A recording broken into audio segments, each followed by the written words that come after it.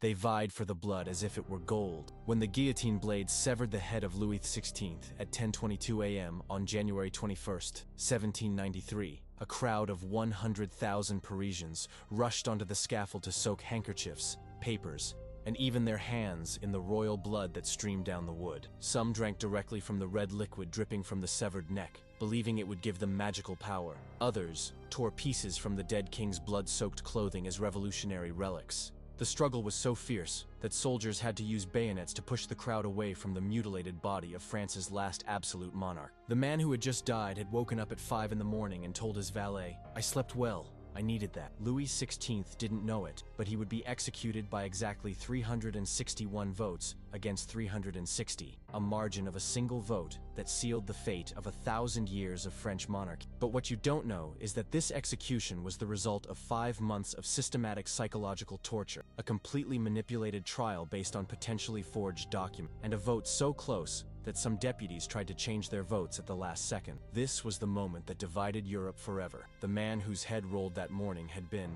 just 6 months prior, still officially King of France. Now he was merely Citizen Louis Capet, stripped of all titles, reduced to a common name, treated like any ordinary criminal. And later, I'll show you exactly how this execution turned into the French Revolution's biggest strategic blunder, uniting all European monarchies against France and unleashing 25 years of wars that would kill millions of people. But first, you need to understand what truly happened the 5 months Louis XVI rotted in the Temple Tower. Louis XVI was imprisoned there on August 13, 1792, along with his wife Marie Antoinette, their 2 children, and his sister Madame Elizabeth. But from day one, the revolutionaries made it clear that they were no longer the royal family. They were common prisoners. The medieval tower was 164 feet tall, with 13-foot thick walls, but that's precisely what turned it into a chamber of psychological torture. The king was housed on the second floor in a set of 4 rooms with barred windows, partially obstructed by light bricks that blocked most natural light. During the day, he lived in constant dimness that made him lose track of time. During the night, torches burned continuously, preventing him from sleeping properly. Guards from the Paris Commune were instructed to treat the former king not as a person of dignity, but as a common criminal deserving of contempt. They refused to remove their hats in his presence,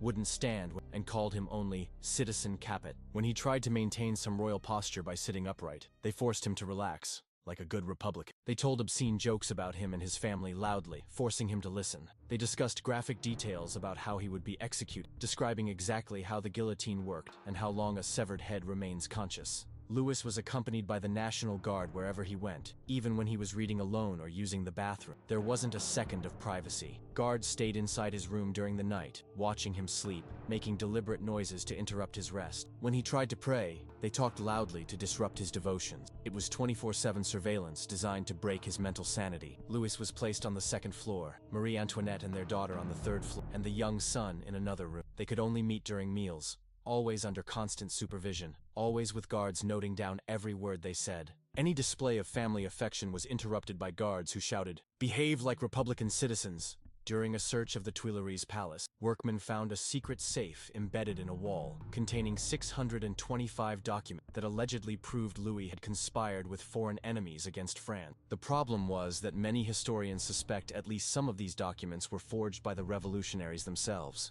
But they also contained personal letters to family members, household expense receipts, and other completely innocent materials that were distorted to appear sinister. The discovery of the chest was announced with great fanfare by the revolutionary newspaper, which described it as definitive proof of royal betrayal. Louis Charles, only 8 years old, was separated from his parents and placed under the guardianship of Antoine Simon, an illiterate shoemaker known for his cruelty. Simon received specific orders to republicanize the child, to destroy any loyalty he had to the royal family, and turn him into a tool of the revolution. He regularly intoxicated them, forced him to sing revolutionary hymns, and taught him to curse his own parents using obscene language. When Louis Charles resisted, Simon locked him in dark rooms without food for entire days. When the boy cried for his parents, Simon forced him to repeat that they were enemies of the French people who deserved to die. The confession was obviously extracted under duress from a traumatized 8-year-old child, but the revolutionaries used it as evidence in the trials of both Louis and Marie Antoinette. It was one of the most sinister tactics ever used in a political process,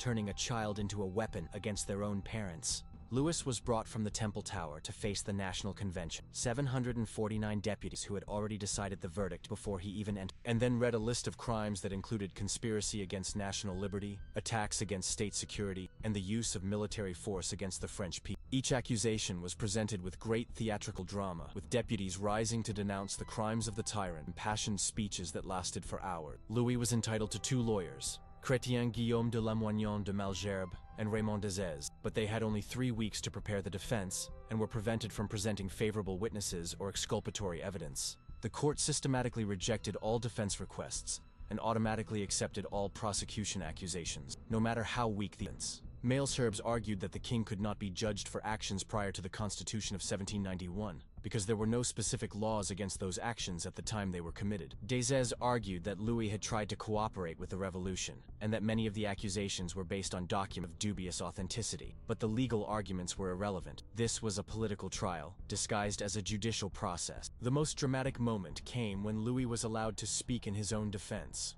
He stood up and said with remarkable dignity, "I have never feared that my conduct be examined publicly, but my heart is torn to find in the accusation the imputation of having wished to shed the blood of the people, and above all that the misfortunes of August 10th be attributed to me. I confess that the many proofs of dedication the people had given me until the affection I never ceased to show them seemed to assure me that they would not consider me guilty of the misfortune and excesses that followed." The voting began on January 4th, 1790. First vote. Was Louis guilty? 693 deputies voted yes. 0 voted no. Second vote. Should the verdict be submitted to the people for ratification? 424 voted no. 283 voted yes. Third vote, the most dramatic. What should the sentence be? It was pure political theater. Each vote was a speech about the nature of the revolution, the destiny of France, and the meaning of republican justice. Whenever a deputy voted for execution, moderate Girondins were physically threatened when they voted for imprisonment. The atmosphere was so tense that some deputies arrived armed, fearing for their own lives. The most surprising vote was that of Philippe Égalité, the king's cousin and former Duke of Orléans.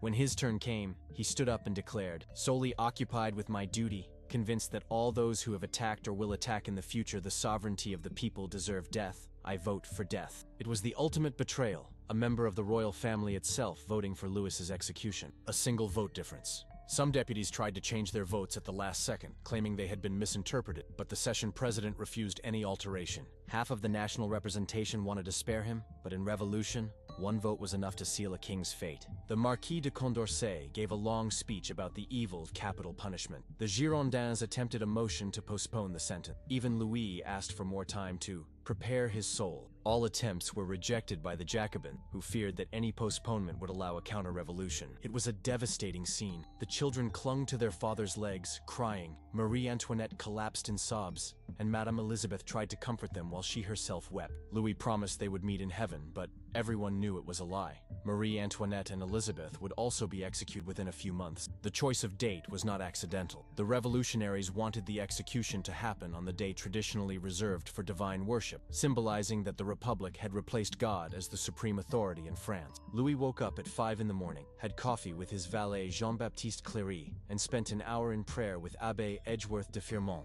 his confessor. At 6, he attended an improvised mass where he received communion for the last time. All the while, guards incessantly entered and exited his room, supposedly to prevent rescue attempts, but in reality, to psychologically torture him until the very last moment. It was a simple vehicle, deliberately chosen to contrast with the gilded carriages Louis had used as king. He was forced to sit on a wooden plank, with Abbé Edgeworth and 2 representatives of the Commune as escort. The journey to the Place de la Révolution lasted 2 hours and 15 minutes. Not because of the distance, but because of the crowd. An estimated 100,000 people gathered along the route to see the last king of France being led to his death. 30,000 soldiers formed a security corps, not to protect Louis, but to ensure no royalist attempted to rescue him. Baron de Batz, a financially powerful royalist, had organized 300 armed men to intercept the carriage and free the king. When the procession passed through Rue de Cléry, Batz and his men attacked, shouting, "Whoever wants to save the king, come with me." But most of the conspirators had been discovered and arrested the previous night. Only 12 men participated in the attack, and 3 were immediately killed by the guards. Batz escaped, but the rescue attempt had failed completely. He spent the entire journey in silent prayer, refusing to look at the hostile crowd that shouted insults and threats. Some people threw mud and stones at the carriage, others made obscene gestures, but most simply watched in silence.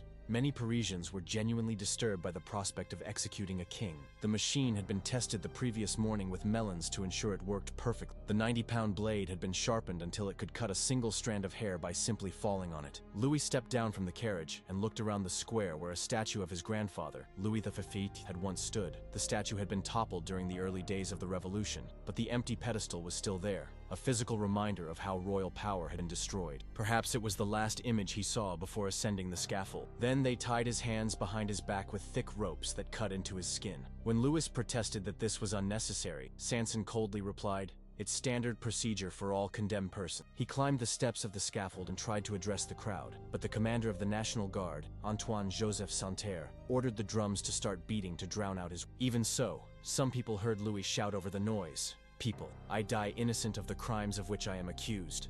I forgive those who condemn me to death. I pray to God that the blood you are about to shed never fall upon France." Louis' execution would unleash 25 years of continuous wars that would devastate Europe and kill millions of people. The blood the revolutionaries shed that day would indeed fall upon France in ways they never imagined. Louis was forced to kneel and place his neck on the guillotine's wooden block. A frame closed around his neck, holding him motionless. Sanson asked 3 times if he had anything further to declare. Louis remained silent. Abbé Edgeworth whispered his last word, "Son of St. Louis, ascend to heaven." Blood gushed from the severed neck, forming a red pool that spread across the scaffold's wood. The crowd erupted in shouts of, "Long live the Republic! Long live the nation!" An artillery salute announced the king's death to all of Paris, and to the royal family imprisoned in the Temple Tower, who heard the cannons and knew immediately it had happened. But then, the most brutal scene of all began. The crowd threw themselves onto the scaffold in a frenzy of collective violence. People plunged their hands into the dead king's blood, soaking handkerchiefs and papers as if they were sacred relics.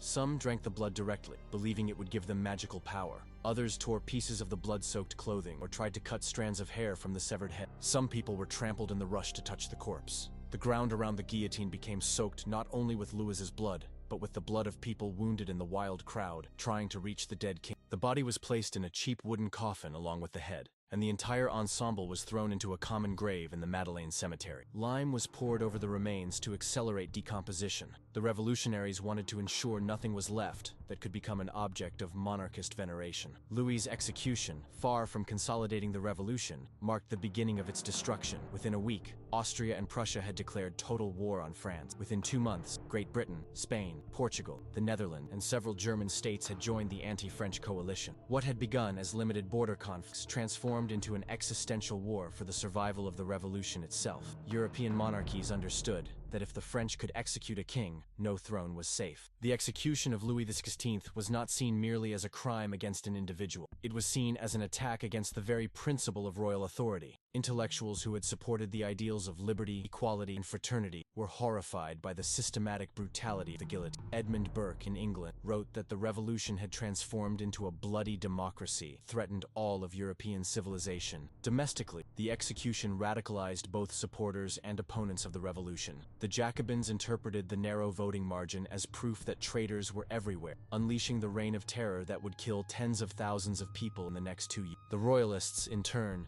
interpreted the execution as proof that there was no possibility of compromise with the revolutionary. If a king could be judged and executed as a common citizen, it meant that no political leader was protected by tradition or historical legitimacy. It was the establishment of the principle political power comes entirely from popular will, and that this will can change at any moment. Even more tragically, Louis's execution accelerated the deaths of his family. Marie Antoinette was guillotined 9 months later. Madame Elizabeth was executed in May 1794. The young son, Louis Charles, died in prison in June 1795 at 10 years old, officially from tuberculosis, but likely from psychological trauma caused by years of abuse. The only survivor was the daughter, Marie-Thérèse, who was released in 1795 in exchange for French prisoners. The historical irony is devastating. Louis XVI had tried to be a reformist king who would modernize France without violent revolution. He had convened the Estates General for the first time in 175 years, attempting to resolve the financial crisis through consensual. He had abolished serfdom on his own lands, softened the penal code, and guaranteed civil rights to Protestants and Jews. The king who tried to avoid revolution through concessions ended up being executed for treason, while more authoritarian kings in other countries survived precisely because they never made concessions. The execution of Louis XVI set the template for political revolutions for the next 2 centuries. The tactic of trying previous leaders for crimes against the people, executing them publicly to legitimize the new regime, and using spectacular violence to intimidate opponents would become standard in revolutionary regimes of all types. More fundamentally, the execution marked the transition of European politics from the traditional era to the modern era. For the next century, all European wars would be, on some level, about whether the principles of the French Revolution, popular sovereignty, legal equality, nationalism, would be allowed or suppressed. The head that rolled that January morning had belonged not just to a man, but to an entire era of human history. The guillotine that killed Louis XVI continued operating for another 200 years, executing about 17,000 people during the French Revolution and thousands more during subsequent regimes. The last execution by guillotine in France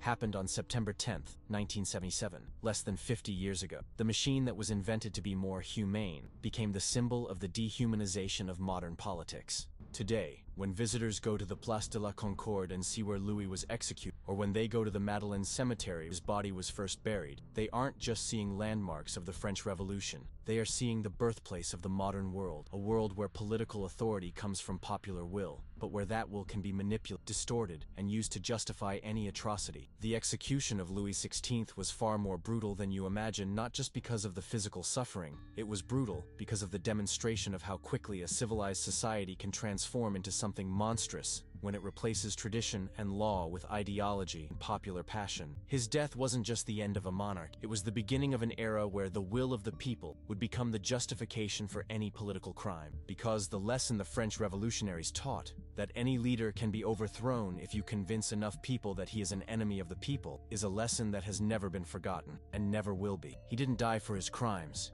He died because the revolution needed to prove that no power was sacred, no tradition was untouchable, and no person was protected from popular will. And that lesson, written in blood on a frigid January morning in Paris, continues to shape the world to this day.